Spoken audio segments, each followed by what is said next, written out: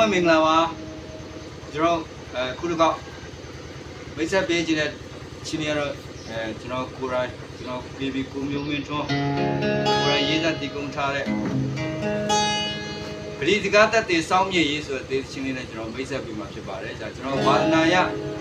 ရေးထားတာဖြစ်ပါတယ်ဒီချင်းတို့တော့ကျွန်တော် BB ကိုမျိုးမင်းထွန်းရေးပြီးတော့ကျွန်တော်ညီလေး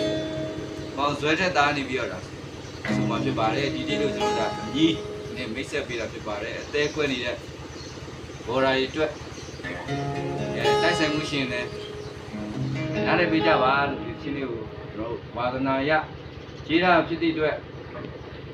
ဒီချက်မကြရင်လည်းသိခံပြီးတော့နှက်ဆင်ပေးကြပါလို့